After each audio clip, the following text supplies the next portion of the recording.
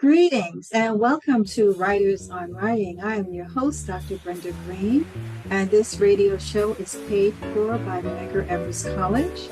Writers on Writing comes to you every Sunday and gives you, our listening audience, an opportunity to hear writers from the African diaspora talk about their work, their craft, and their lives. And we also put our radio show on YouTube on our Center for Black Literature YouTube page, which is www.centerforblackLiterature.org. I am the founder and executive director of the Center for Black Literature and director of the National Black Writers Conference, and also a professor of English here at Medgar Evers College. So I thank you for joining us, and we're going to have an interesting discussion with L. Penelope, who is an award-winning writer of speculative fiction. So welcome, L. Penelope. Thank you so much. It's so lovely to be here. Okay, thank you. So I'll share with our audience some information about you. Leslie Penelope, who writes as L. Penelope, which I got a little bit confused about, but now I see what you're doing, has been writing since she could hold a pen and loves getting lost in the words in her head. She's an award-winning author of fantasy and paranormal romance, and her debut novel, Song of Blood and Stone, was chosen as one of Times Magazine's 100 Best Fantasy Books of All Time. It also won the inaugural award for the best self-published fiction from the Black Caucus of the American Library of Science. And she was born in the Bronx just after the birth of hip hop. You look like you're right in hip hop, right? But she left before she could acquire an accent. It's interesting. Equally left and right-brained, she studied film production at Howard University and minored in computer science. So she is really using both sides of her brains. And she has participated in a number of writing workshops, including the Hurston Wright and the Voner. She has a podcast called My Imaginary Friends, which is a weekly journal of her publishing life. It's perfect for readers, writers alike. And she lives in Maryland with her husband and Fury Dependence. Yes, I like that. And I just want to share your most recent book is really exciting, The Monsters We Defy. Yes. It won the NPR Best Book of 2022. And just to share with our listening audience what some people said about the book, this is from Publishers Weekly. African American folk magic weaves through the alternate 1925 Washington, D.C. setting of this gorgeous fantasy from Penelope, in which magic practicing humans choose to become indebted to powerful spirits, one of whom schemes to rule the human realm. Penelope's blend of fantasy and history is pitch perfect, with wit, romance, and a lovable family thrown in for good measure.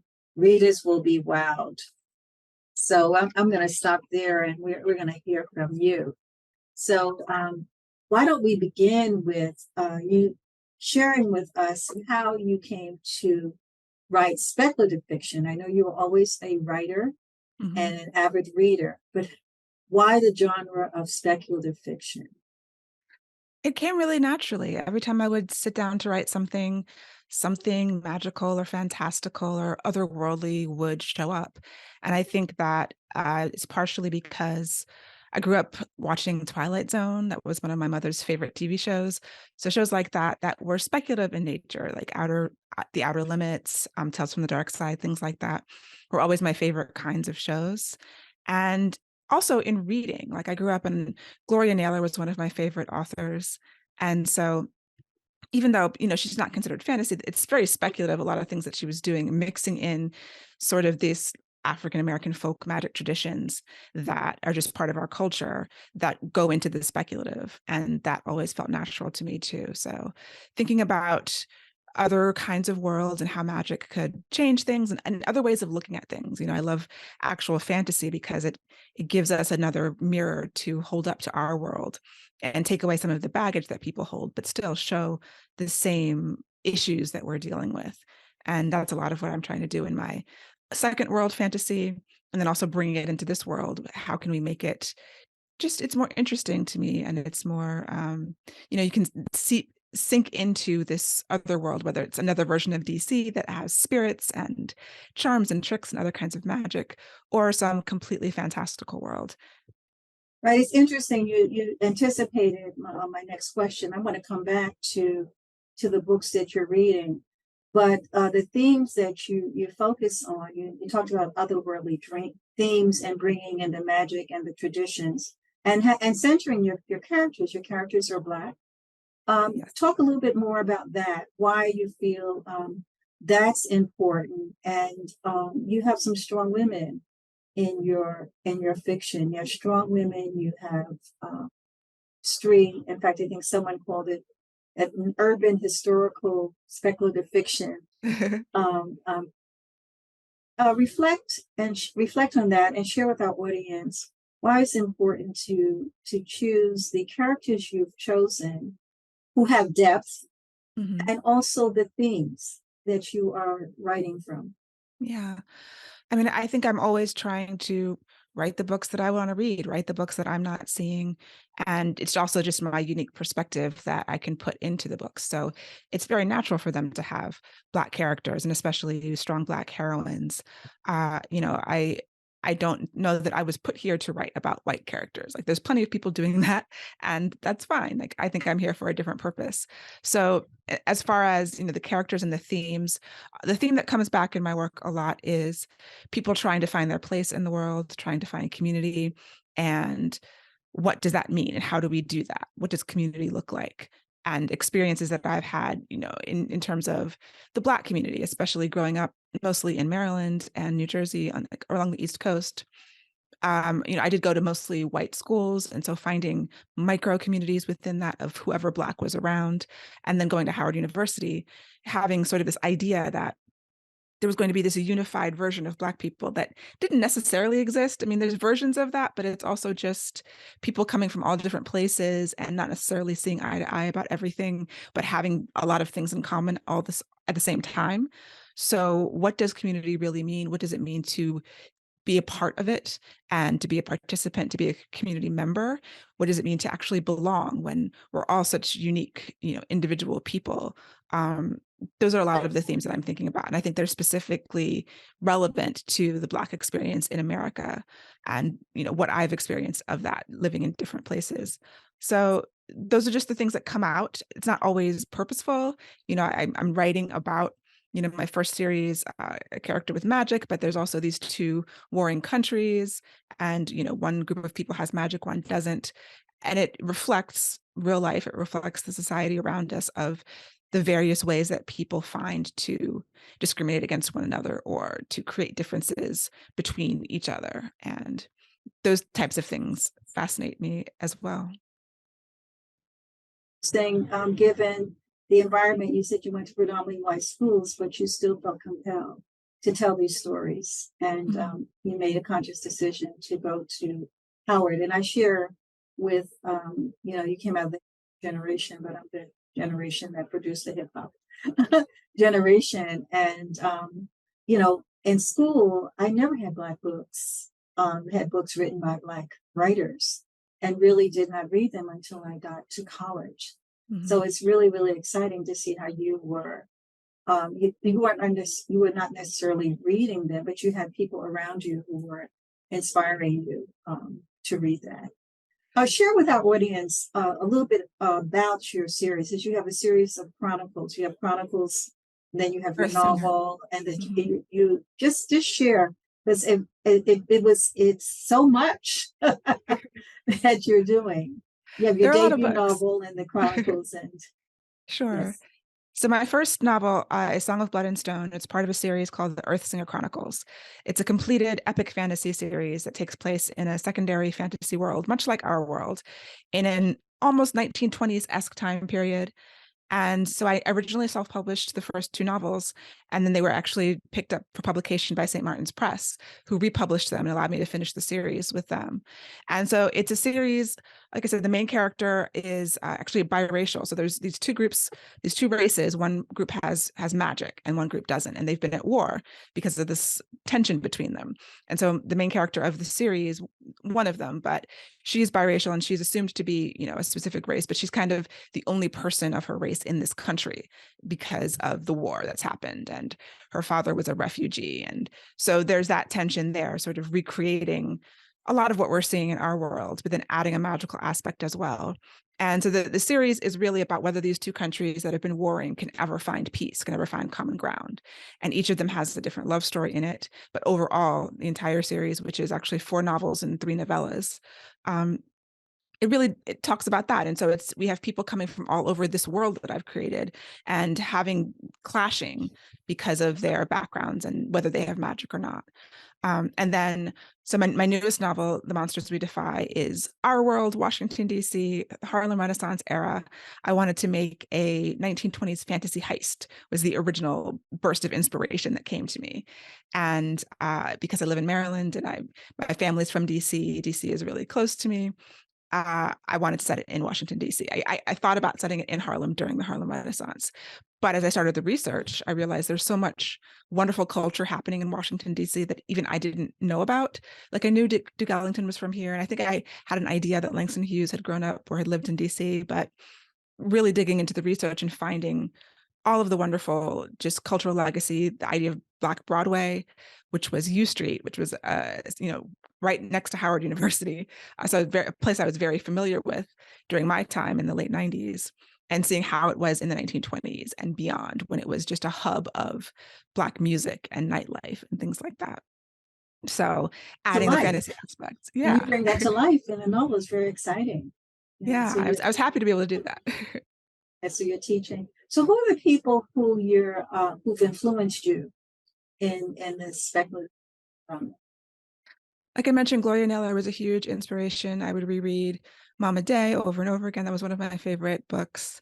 And then I discovered Octavia Butler when I was in college, and went through her entire catalog. I actually got a chance to meet her in the early 2000s at a conference in Seattle, which was a great highlight. And then these other wonderful Black women speculative fiction authors like Tanana Reeve Dew, Nala Hopkinson, and then N.K. Jemisin, and discovering the kind of this rich breadth. And of course, Toni Morrison is in a similar vein of, I don't know if she's considered speculative, but there's so much There's so else much. I happening. mean, yeah, she definitely uses the elements. And that's what's Mm-hmm. really interesting about speculative fiction. We're talking about this Black speculative fiction or Afrofuturism, but people Right. have been doing this for years. So Yeah. now it's just, it's giving it another name. Mm-hmm. And it's as you said, it's the perfect genre really to create uh, imaginary worlds, predict the future, cautionary tales, Yes. to look at our experiences. And the net writers your name are all doing it. And they're Mhm. they're they're using story, the importance of story. Right. Yeah, it's always been so important to Black culture, idea of story and storytelling. And so now I think that the marketplace is finally in a place where it is more accepting and promoting, all of these Black stories. You're seeing this explosion in especially the young adult sphere with Black fantasy. There's so many young adult authors who are doing amazing, and it's great to see that this legacy is being, put forward, and might have another name, but it is similar to what has been done for generations. You think about who you might be in conversation with. You name some of the writers who've influenced you, but I always think that writers are really just contributing Mhm. their words, their voices to a larger conversation. So, who are the people you're in conversation with as a writer? I think, I mean, I would love to believe that I'm, like, obviously I'm standing on the shoulders of the people who came before, but contemporary writers, like Elia Dawn Johnson, her novel Trouble the Saints, is in a, I think she was in, that book is in the 1940s maybe, but doing our real history, like real Black history, but with magic. People like P. Djeli Clark, who has Master of Jinn and Other Worlds, but The Black God's Drums, those type of novels. Ring Shout, which is another novel that is adding a fantastical element to real Black history. Victor Laval. I think that I'm trying to, do similar things in my own way as these other authors have done. So when you going back to where you touched on it, do you see this continuing to explode, or do you, because and staying within this genre, because the whole concept of speculative fiction has really broadened to not only include literature, but or the traditional literature, but the comics, the graphics, the music, Mhm. Yeah. the film and TV. What do you see as the future for speculative fiction? I absolutely think that it's going to continue to explode. I think, we have there's like critiques of things like the big blockbuster comic book movies, and there's good critiques to be had, but they do open up the genre to people who might have thought, a few years ago that, oh, that's just for nerds, that's for people over here. But when it becomes popular culture, then more people are brought in and more people are part of the conversation. And I think that is like a rising tide that lifts all boats. So we can look to things like Game of Thrones and other popular fantasy and speculative properties on television and in film, and say that, okay, if you liked that, then open your mind and you might be able to like this as well. So I think that it's here, it's part of popular culture now, and so that opens up a lot of doors for all writers and especially Black writers. Now, you said something in looking at, you wrote a piece reflecting on your goals around speculative fiction, and you mentioned in Game of Thrones and some of the movies how the endings are really disappointed, and you wanted to write a different kind of novel or speculative fiction novel. So, can you share your thoughts around that? I was specifically when I was writing the end of the Earthsinger Chronicle series. So I had built up this 7-book series between the novels and novellas, and I had to bring it home. And so I was reflecting on, yes, the end of Game of Thrones, which was very controversial, and the end of the Avengers, that whole cycle of Marvel films, and different kinds of endings of these kind of fantasy properties, and how was I going to stick the landing.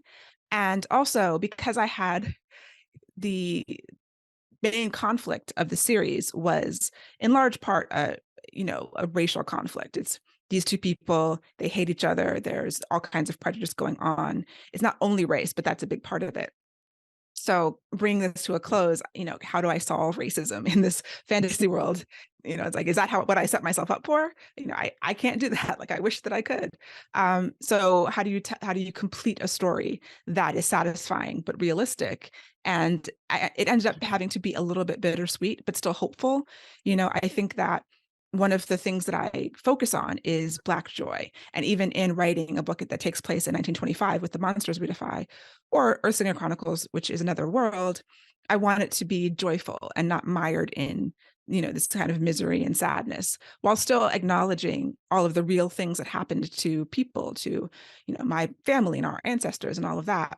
So it's that balancing act. Whenever I'm ending a book, it is all about, thinking about the reader and the experience that I want a reader to have. And also, what am I trying to create? What kind of emotions am I trying to create in the world about the work? How can it be hopeful but still authentic and truthful? Process. You've been praised and commended as someone who really understands plot and structure.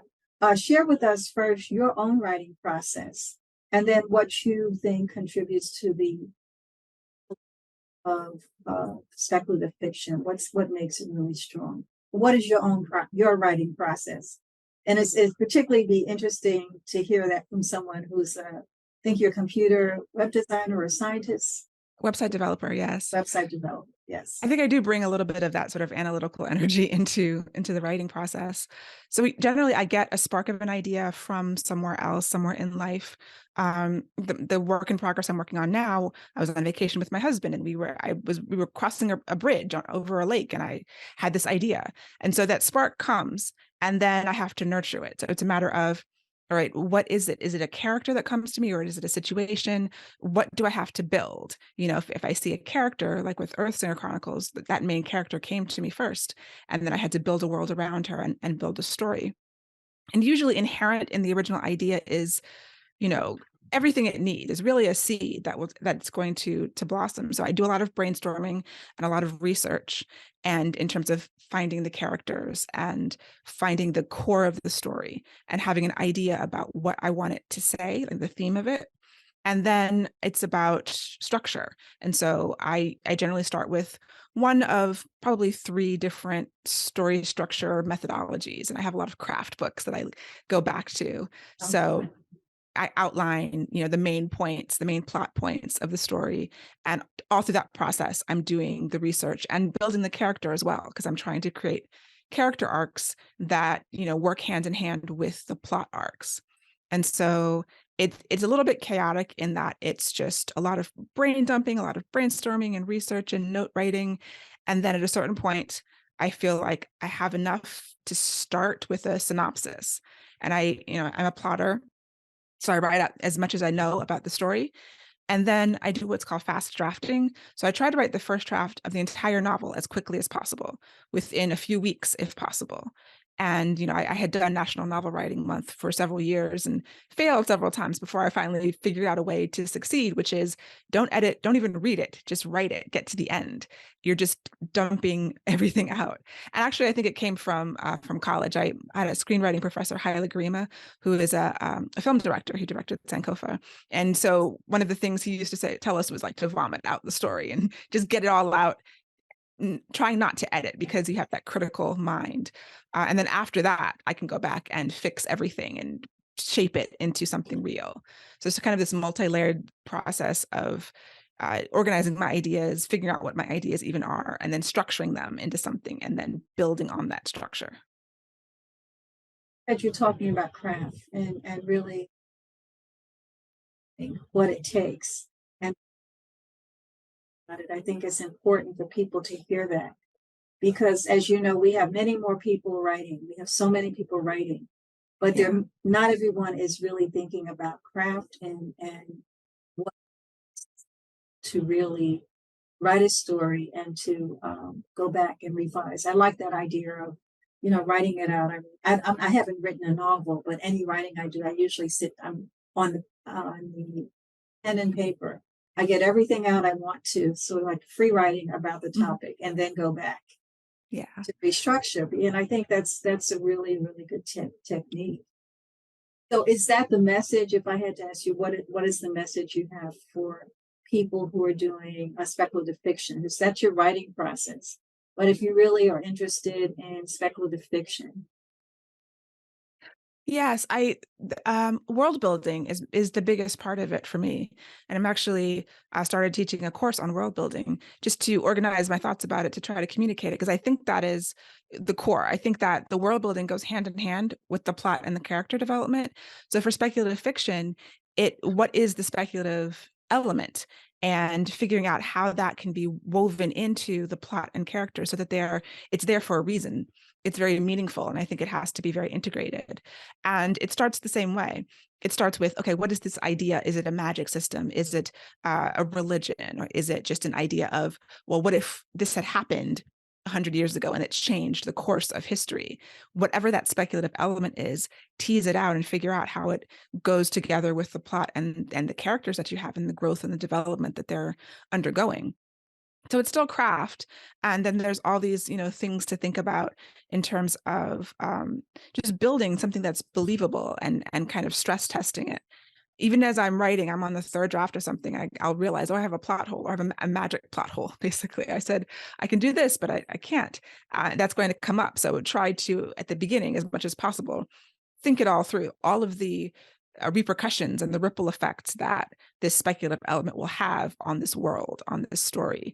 And it's not going to be perfect, but you can do a lot of work up front and then know that you're going to have to be just kind of iterating through it, going through it again and again to test it. And at every step of the way, see, okay, does this make sense? Everything is a link in a chain that it's leading you somewhere. So trying to strengthen all of those links as you go through the drafting process. right? I'm going to add the other elements. What part, if any, are you sharing your writing in workshops and with readers? How important do you think that is? And then, secondly, are you reading while you're writing? There's some people who say if they are in the throes of writing, they can't read anything, or they choose another genre to Mhm. read. So firstly, at this point with deadlines, I'm not in a critique group anymore, although I do have beta readers for much of my work. So I get to a point where I've cleaned it and I've taken it as far as I can, usually about the second draft. It's not Mhm. too clean.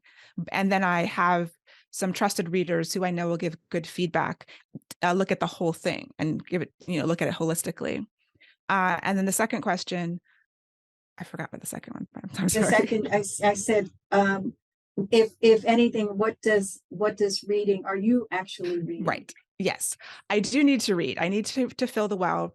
If I'm not reading when I'm writing, I run out of steam. I run out of gas. Now, I don't read the exact genre. I find that can be difficult.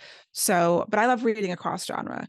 So if I'm writing like a historical fiction, like a historical fantasy, I won't read that, but I might read science fiction or epic fantasy or romance or a thriller or something like that. But just something high quality, creative, material that will re-engage my energy. And that's been really important to me. Since you are still working as a web developer, how do you manage to take that time? Do you you are some people have to go to a quiet space. They need how do you balance your writing life and your work life?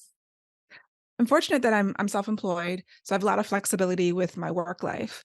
But I write in the mornings. I divide my day. So I found for me, I write better words faster if I start around 7 or 8 a.m.